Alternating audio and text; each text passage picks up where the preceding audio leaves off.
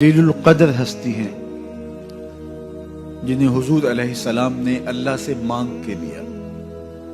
سارے صحابی رسول کریم صلی اللہ علیہ وآلہ وسلم کے مرید ہیں، لیکن جناب عمر میرے حضور کی مراد ہیں۔ 39 لوگ جب اسلام لا چکے، 39ویں شخص حضرت امیر حمزہ رضی اللہ تعالی عنہ تھے، اور ان کا ایمان لانا مسلمانوں کے لیے بہت بڑی ڈھارس اور بہت بڑے حوصلے کا سبب و ذریعہ بنا۔ تو میرے حضور نے ہاتھ اٹھا لیے، کہا اے اللہ، ایک شیر دیا ہے امیر حمزہ، ایک شیر اور عطا کر دے، اب تیری مرضی، عمر بن خطاب دے دے یا عمر بن حشام دے دے۔ حضور دعائیں مانگ رہے اور یہ ہاتھ میں تلوار لیے غیظ و غضب سے بھرے ہوئے گھر سے نکلتے ہیں کہ بانی اسلام کا چراغ ہی بجھا دینا ہے۔ راستے میں ایک صاحب ملے اور کہا کہ عمر، تیور کوئی اچھے نہیں لگتے، خیر تو ہے، کدھر جا رہے ہو؟ کہا چراغ اسلام بجھانے جا رہا ہوں، یہ روز کا مسئلہ ختم ہونے لگا ہے میرے ہاتھوں۔ مسکرا کے بولے گھر کی خبر تو لو۔ کہا میرے گھر کو کیا ہوا؟ کہا تمہاری بہن فاطمہ بھی نوکر بن گئی ہے رسول اللہ صلی اللہ علیہ وسلم۔ غصے سے بھرے ہوئے اپنی بہن کے گھر کا رخ کرتے ہیں، اندر سے قرآن پڑھنے کی آواز آ رہی، غصہ اور بڑھ جاتا ہے، دروازے کو زور زور سے کھٹکھٹاتے ہیں۔ اہل خانہ سمجھ گئے ماجرا کیا ہے، گرجدار آواز ہے جناب عمر کی، دروازہ کھولو۔ جلدی سے معلم کو چھپا دیا اور بہن آگے بڑھ کے دروازہ کھولا۔ کہا تم سابی ہو گئے ہو، دین چھوڑ دیا تم نے، بتوں کی وفا ترک کر دی اور بے تحاشا مارنا شروع کیا۔ بہن کا سر پھٹ جاتا ہے، خون بہنے لگتا ہے اور یہ مارتے چلے جاتے ہیں۔ فاطمہ بنت خطاب بولی عمر، تم خطاب کے بیٹے ہو، سنو میں بھی خطاب کی بیٹی ہوں، جو ظلم جو جبر کرنا ہے کرو، میں محمد عربی کا دامن نہیں چھوڑوں گی۔ سوچنے پہ مجبور ہو جاتے ہیں وہ کون سی طاقت ہے جس نے بجلیاں بھر دی اس کے اندر۔ کہا جو تم پڑھ رہے تھے مجھے بھی سنا سکتے ہو؟ کہا تمہیں غسل کرنا ہوگا۔ عمر اپنے بدن کو دھو رہے ہیں، میرا رب دل دھو رہا ہے۔ اتنے میں معلم بھی قرآن لے کر آ جاتے ہیں اور قرآن کی تلاوت ہونے لگتی ہے۔ طٰہٰ ما انزلنا علیک القرآن لتشقیٰ، 14ویں رات کے محبوب چاند، ہم نے قرآن اس لیے نازل تو نہیں کیا تھا کہ تم مشقت میں پڑ جاؤ۔ بے تاب ہو گئے، کہا عمر کی عمر برباد ہو گئی، مجھے لے چلو حضور کی چوکھٹ پہ۔ تلوار حمائل کی ہے، بہنوئی ساتھ ہیں، اور حضور کی بارگاہ میں حاضر ہو رہے۔ دروازے کے سوراخوں سے دیکھا تو صحابہ تشویش کا اظہار کرنے لگے کہ عمر آ رہا ہے، تلوار حمائل کی ہے، ارادے اچھے نہیں لگتے۔ جناب امیر حمزہ نے کہا دروازہ کھول دو، اچھی نیت سے آیا تو استقبال کریں گے، نیت اچھی نہیں ہے تو اس کی تلوار سے اس کی گردن کاٹ دیں گے۔ حضور کے سامنے جا کے بیٹھ گئے، گلے میں کپڑا ڈالا تو حضور نے پکڑ کے کہا عمر، ابھی وقت نہیں آیا کہ تم اسلام لے آؤ؟ یہی وقت تھا عمر کے اسلام لانے کا۔ لبوں پہ کلمہ جاری ہو گیا، اللہ اکبر کی صدا اس زور سے گونجی کہ مکے کی گلیاں گونجنے لگی۔ اسلام لانے کے بعد حضور سے پوچھتے ہیں حضور کیا ہم حق پر نہیں ہیں؟ فرمایا ہم حق پر ہیں۔ اللہ کا دین سچا نہیں ہے؟ کہا اللہ کا دین سچا ہے۔ آپ اللہ کے سچے نبی نہیں ہیں؟ فرمایا میں اللہ کا سچا نبی ہوں۔ تو کہا پھر ہم چھپ کے عبادت کیوں کریں؟ اب مسلمانوں کی 2 صفیں بنتی ہیں، ایک صف کی قیادت امیر حمزہ کرتے ہیں، دوسری صف کے آگے آگے عمر بن خطاب چلتے ہیں اور حضور درمیان میں ہیں، اور یہ ملکوتی قافلہ صحن حرم میں آ کے اعلانیہ عبادت کرتا ہے۔ حضرت عبداللہ ابن مسعود رضی اللہ تعالیٰ عنہ فرماتے ہیں عمر کا اسلام لانا اسلام کے لیے عزت کا سبب بنا۔ اسلام کے وقار کی علامت بن گیا. ایک ایک کے دروازے پہ جا کے دروازہ کھٹکھٹا کے کہتے ہیں. وہ تو اور خبر سننے کے لیے بے چین تھے کہ یہ بانی اسلام کی زندگی کا چراغ بجھانے گیا تھا, کوئی خبر لایا ہوگا. وہ کہتے ہیں آؤ عمر کدھر آئے ہو؟ کہا تمہیں بتانے آیا ہوں. کمزوروں سے پنجہ آزمائی کرتے رہے ہو, آؤ میرے سے بات کرو, میں محمد عربی کا نوکر بن گیا ہوں. اللہ اکبر. میرے حضور نے فرمایا جب اچھے لوگوں کا ذکر کرو تو میرے عمر کا ذکر بھی کیا کرو. میرے عمر کی زبان پر حق بولتا ہے, سچ بولتا ہے. ان الشیطان یفر من ظل عمر.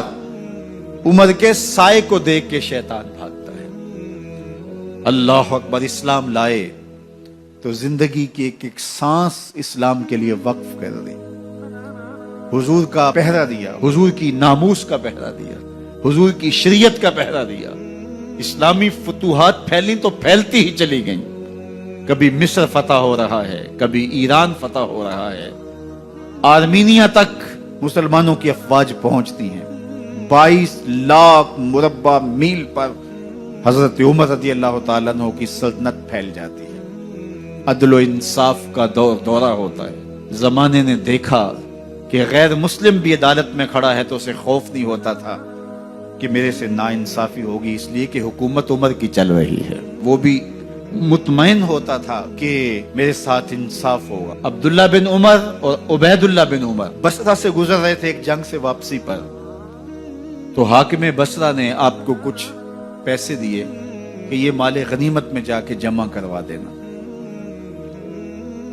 اور پھر خود ہی مشورہ دیا کہ عراق کے اندر فلاں فلاں چیز بہت سستی مل جاتی ہے اور حجاز میں ان چیزوں کی قیمت زیادہ ہے, تو اگر آپ ایسا کر لیں کہ یہ ان پیسوں سے خرید لیں اور جا کے مدینہ المنورہ میں فروخت کر دیں تو جو زائد پیسے آپ کمائیں گے وہ آپ کے ہوئے, اور یہی اشرفیاں جو میں نے دی ہیں آپ کو, اتنی اشرفیاں بیت المال میں جمع کروا دینا.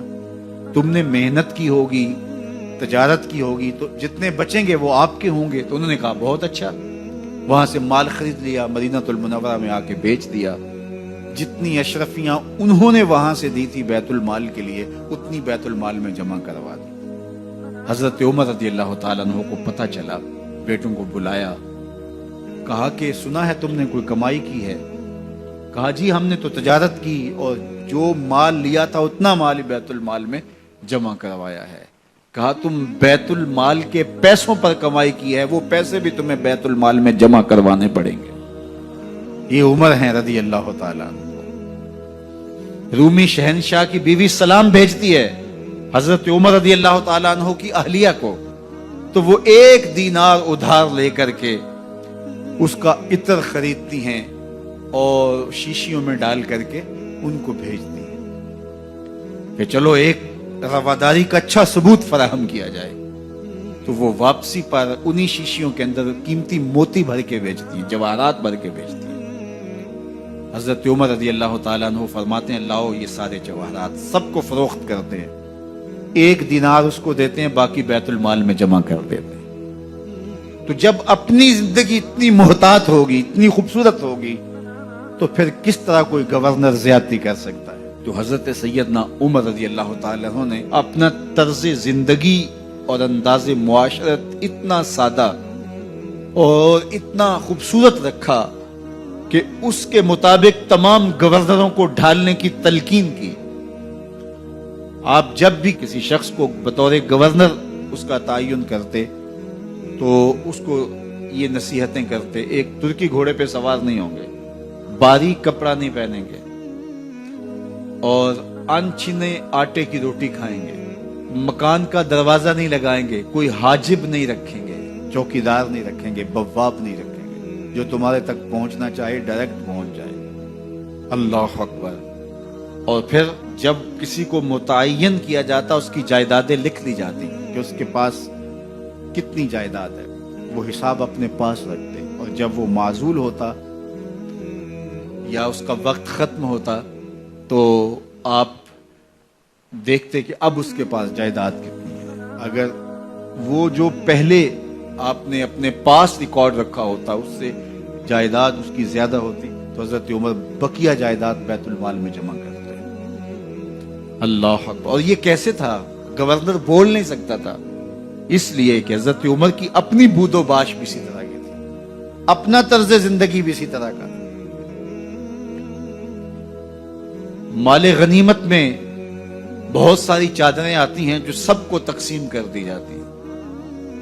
خطبہ جمعہ دینے کے لیے آئے تو ایک شخص کھڑا ہو گیا، عمر خطبہ بعد میں سنیں گے، پہلے یہ بتائیں کہ یہ جو تم نے قمیض پہنی ہے یہ کہاں سے آئی؟ مال غنیمت کے اندر جو چادریں آئی ہیں سب کے حصے میں ایک ایک چادر آئی، آپ داراز قد ہیں، ایک چادر سے قمیض نہیں سل سکتی، تو آپ کی قمیض کہاں سے آئی؟ پہلے اس سوال کا جواب دے دیجئے، پھر خطبہ سنیں گے۔ اللہ اکبر۔